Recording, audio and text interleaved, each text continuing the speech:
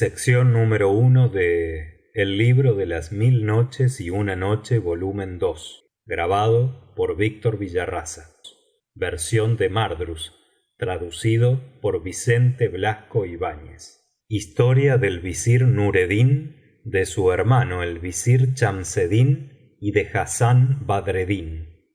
Entonces Giafar al-Barmaki dijo: Sabe, oh comendador de los creyentes, que había en el país de Mesr un sultán justo y benéfico. Este sultán tenía un visir sabio y prudente, versado en las ciencias y las letras, y este visir, que era muy viejo, tenía dos hijos que parecían dos lunas.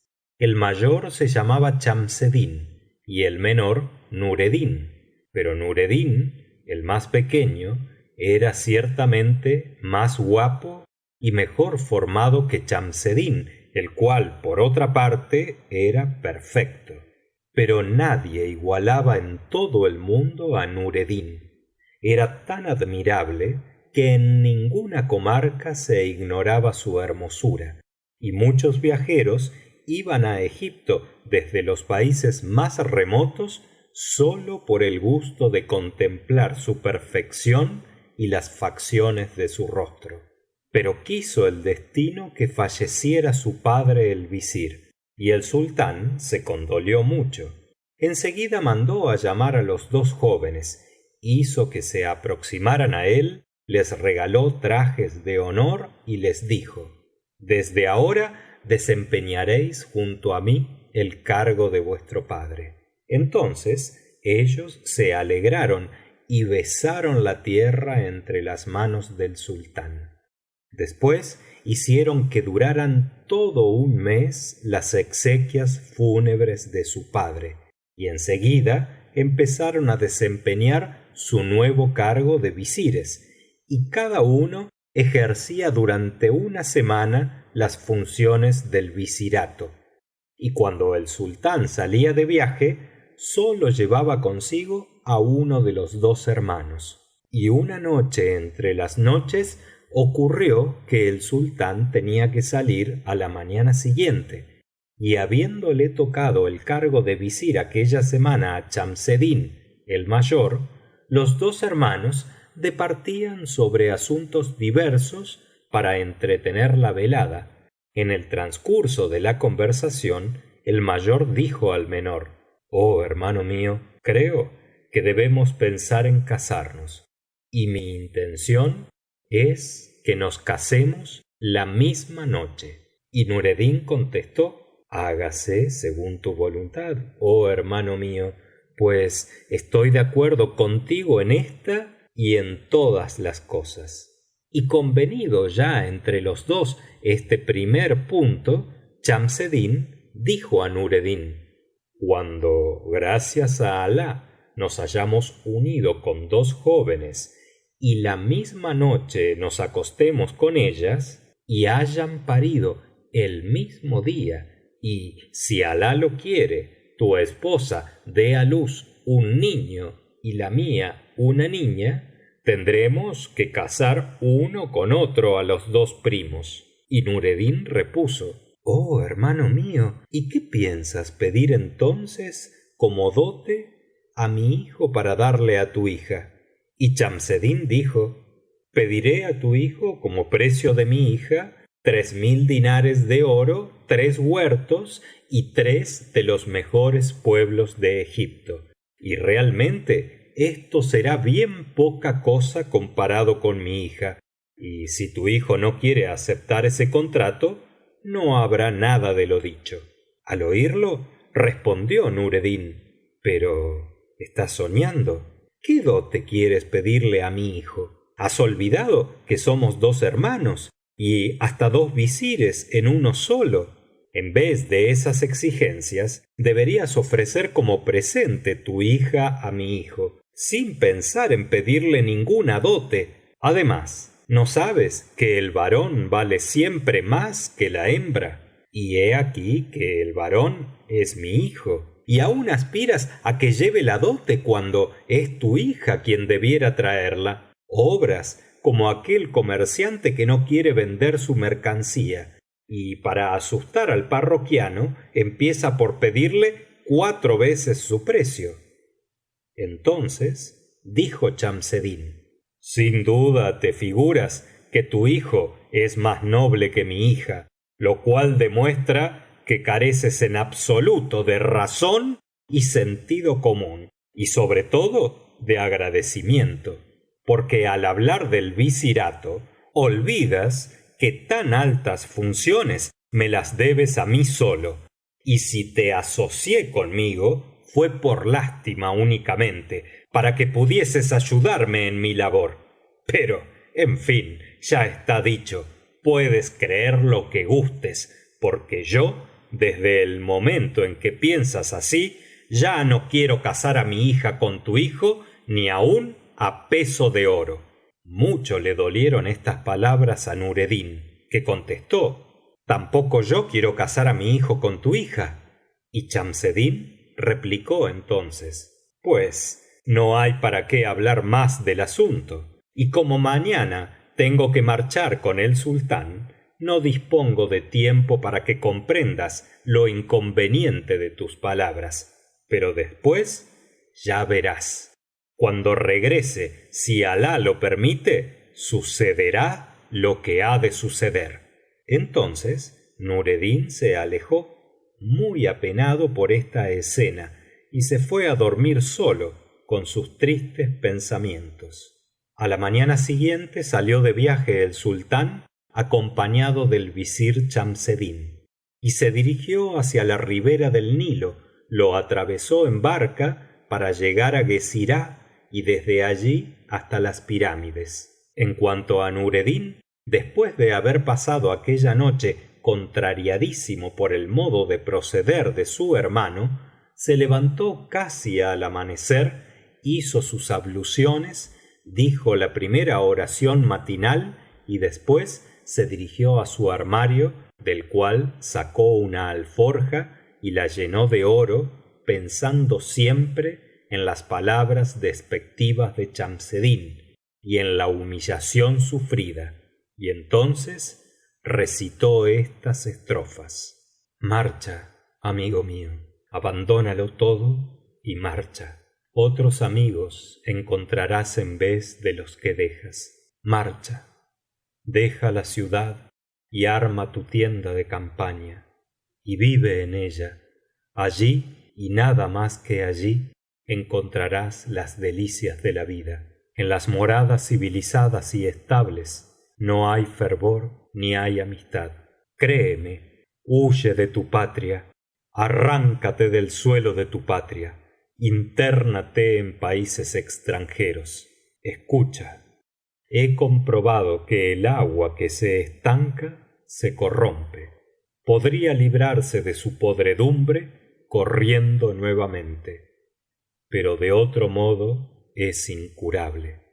He observado también la luna llena y pude averiguar el número de sus ojos de luz.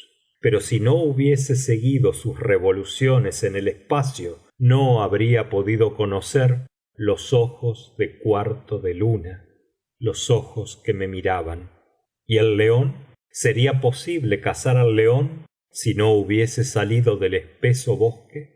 ¿Y la flecha? ¿Mataría la flecha si no escapara violentamente del arco tenso? ¿Y el oro y la plata no serían polvo vil si no hubiesen salido de sus yacimientos? ¿Y el armonioso laúd? Ya sabes, sólo sería un pedazo de leño si el obrero no lo arrancase de la tierra para darle forma. Expátriate y alcanzarás las cumbres. Si permaneces adherido a tu suelo, jamás escalarás la altura. Cuando acabó de recitar estos versos, mandó a uno de sus esclavos que le ensillase una mula torda, poderosa y rápida para la marcha, y el esclavo preparó la mejor de todas las mulas, le puso una silla guarnecida de brocado y de oro, con estribos indios y una gualdrapa de terciopelo de Isfahán, y lo hizo tan bien que la mula parecía una recién casada con su traje nuevo y brillante. Después todavía dispuso Nureddin que le echasen encima de todo un tapiz grande de seda y otro más pequeño de raso, terminando lo cual colocó entre los dos tapices la alforja llena de oro y de alhajas. En seguida dijo a este esclavo y a todos los demás: me voy á dar una vuelta por fuera de la ciudad hacia la parte de Kaliubia, donde pienso pasar 3 noches.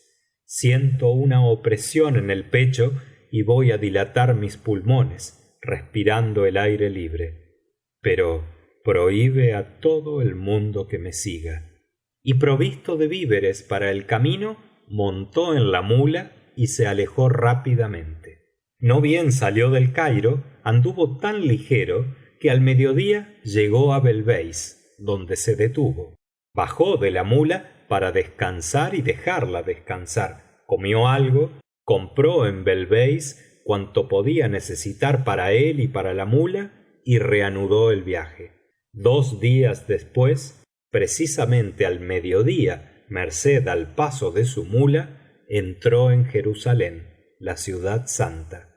Allí se apeó de la mula, descansó y la dejó reposar, extrajo del saco algo de comida y después de alimentarse colocó el saco en el suelo para que le sirviese de almohada, luego de haber extendido el tapiz grande de seda, y se durmió, pensando siempre con indignación en la conducta de su hermano. Al otro día, al amanecer, montó de nuevo y no dejó de caminar a buen paso hasta llegar a la ciudad de Alepo. Allí se hospedó en uno de los khanes de la ciudad y dejó transcurrir tranquilamente 3 días, descansando y dejando descansar a la mula. Y cuando hubo respirado bien el aire puro de Alepo, pensó en continuar el viaje, y al efecto montó otra vez en la mula después de haber comprado los maravillosos dulces que se hacen en Alepo, rellenos de piñones y almendras, cubiertos de azúcar, y que le gustaban mucho desde la niñez. Y dejó que la mula se encaminase por donde quisiese, pues al salir de Alepo ya no sabía a dónde dirigirse, y cabalgó día y noche hasta que una tarde, después de puesto el sol, se encontró en la ciudad de Bassra, pero no sabía que aquella ciudad fuese Bassra, y no supo su nombre hasta después de llegado al khan, donde se lo dijeron. Se apeó entonces de la mula, la descargó de los 2 tapices, de las provisiones y de la alforja, y encargó al portero del khan que la paseara un poco para que no se enfriase por descansar en seguida. Y en cuanto a Nureddin, él mismo tendió su tapiz y se sentó en el khan para reposar. El portero del khan cogió la mula de la brida y se fue con ella, pero ocurrió la coincidencia de que precisamente entonces el visir de Bassra hallábase sentado a la ventana de su palacio contemplando la calle, y al divisar una mula tan hermosa, con sus magníficos jaeces de gran valor, sospechó que esta mula pertenecía indudablemente a algún visir entre los visires extranjeros, o acaso a algún rey entre los reyes, y se puso a mirarla sintiendo una gran perplejidad, y después ordenó a uno de sus esclavos que le trajese en seguida al portero que paseaba a la mula, y el esclavo corrió en busca del portero y lo llevó ante el visir. Entonces el portero avanzó un paso y besó la tierra entre las manos del visir, que era un anciano de mucha edad y muy respetable, y el visir dijo al portero: ¿Quién es el amo de esta mula y qué posición tiene? El portero contestó: Oh mi señor, el amo de esta mula es un joven muy hermoso, lleno de seducciones, ricamente vestido como hijo de algún gran mercader, y todo su aspecto impone el respeto y la admiración. Al oírle, el visir se puso de pie montó a caballo y marchando apresuradamente al khan entró en el patio. Cuando lo vio, Nureddin corrió a su encuentro y le ayudó a apearse del caballo. Entonces el visir le dirigió el saludo acostumbrado y Nureddin se lo devolvió y lo recibió muy cordialmente. Y el visir se sentó a su lado y le dijo: oh hijo mío, ¿de dónde vienes y por qué estás en Bassra? Y Nureddin contestó: oh mi señor, vengo de El Cairo, mi ciudad natal.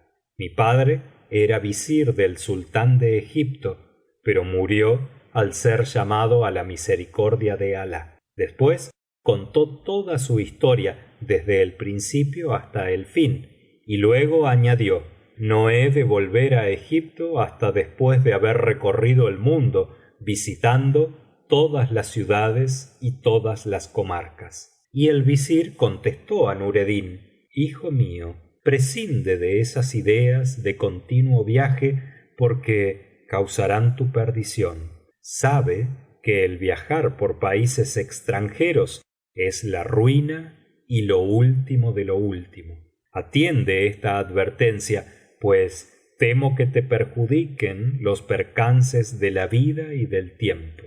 Después el visir ordenó á sus esclavos que desencillaran la mula y le quitasen los tapices y las sedas, y se llevó consigo á Nureddin, alojándole en su casa, y lo dejó descansar luego de haberle proporcionado todo lo que necesitaba. Nureddin permaneció algún tiempo en casa del visir y el visir le veía diariamente y le colmaba de consideraciones y favores, y acabó por estimarle enormemente, hasta el punto de que un día le dijo: hijo mío, ya soy muy viejo y no tengo ningún hijo varón, pero Alah me ha concedido una hija que te iguala en belleza y perfecciones, y hasta ahora se la he negado a cuantos me la pidieron en matrimonio, pero a ti, a quien quiero con todo el cariño de mi corazón, he de preguntarte si consientes en aceptarla como esclava tuya, porque yo deseo fervientemente que seas el esposo de mi hija. Y si quieres aceptar, marcharé en busca del sultán y le diré que eres un sobrino mío recién llegado de Egipto y que has venido á Bassra expresamente para pretender á mi hija en matrimonio. Y el sultán, por cariño á mí, te dará el visirato, porque yo ya estoy muy viejo y necesito descansar. Y así podré encerrarme muy á gusto en mi casa para no salir de ella. Al oír esta proposición, bajó los ojos Nureddin y después dijo: escucho y obedezco. Entonces el visir llegó al colmo de la alegría e inmediatamente ordenó á sus esclavos que preparasen el festín y adornasen e iluminasen la sala de recepción, la más espaciosa de todas, reservada especialmente al más grande entre los emires. Después reunió á todos sus amigos e invitó á todos los nobles del reino y á todos los mercaderes de Bassra, y todos acudieron á presentarse entre sus manos. Entonces el visir, para explicarles el haber elegido á Nureddin con preferencia á todos los demás, les dijo: yo tenía un hermano que era visir en Egipto y Alah le había favorecido con 2 hijos, como á mí me favoreció con una hija, según sabéis. Mi hermano, poco antes de morir, me encargó que casara á mi hija con uno de sus hijos, y yo se lo prometí. Y precisamente este joven, á quien veis, es uno de los 2 hijos de mi hermano, el visir de Egipto. Ha venido á Bassra con tal objeto, y mi mayor anhelo es que se escriba su contrato con mi hija y que viva con ella en mi casa. Entonces contestaron todos: sea como dices, ponemos sobre nuestra cabeza cuanto hagas. Y todos tomaron parte en el gran festín, bebieron toda clase de vinos y comieron una cantidad prodigiosa de pasteles y confituras. y después, rociada la sala con agua de rosas según costumbre, se despidieron del visir y de Nureddin. Entonces el visir mandó á sus esclavos que llevasen á Nureddin al hammam y le diesen un buen baño, y el visir le regaló uno de sus mejores trajes entre sus trajes, y después le envió toallas, palanganas de cobre, pebeteros y todas las demás cosas necesarias para el baño. Y Nureddin se bañó y salió del hammam con su traje nuevo, y estaba más hermoso que la luna llena en la más bella de las noches. Después Nureddin cabalgó en su muía torda, encaminándose hacia el palacio del visir, y al pasar por las calles le admiraban todos, elogiando su hermosura y la obra de Alah. Y descendió de la muía, entró en casa del visir y le besó la mano. Entonces el visir, en este momento de su narración, Schahrazada vio aparecer la mañana y se calló discretamente. Fin de la sección número 1.